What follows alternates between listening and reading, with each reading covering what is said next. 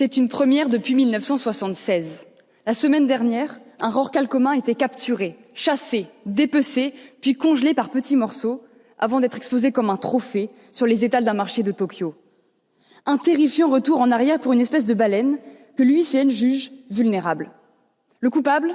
Le Kangai Maru. Ce nom vous rappelle quelque chose ?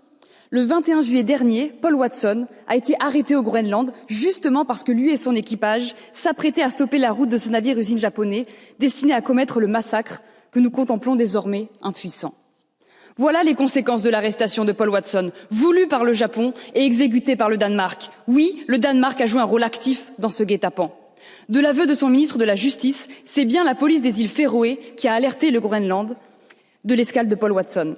Les îles Féroé et le Danemark ne supportent visiblement pas que Sea Shepherd s'oppose au massacre de dauphins qui y sont commis chaque année. Et les voilà unis par un lien de sang avec le Japon pour mener une opération de vengeance politique et faire taire à tout jamais un infatigable défenseur du vivant. Que le gouvernement danois l'entende bien. Les écologistes du monde entier vous regardent et ils ne vous pardonneront jamais de jeter l'un des leurs en pâture à un pays qui ne respecte pas les droits de l'homme. Nous ne défendons pas seulement Paul Watson, mais aussi à travers lui l'ensemble des activistes écologistes menacés, réprimés, criminalisés en Europe et dans le monde. Les soulèvements de la mer ont commencé et ils ne sont pas près de s'arrêter. Contre les ravages de la pêche industrielle et les pratiques de chasse cruelle, pour la biodiversité marine, pour l'océan, free Paul Watson.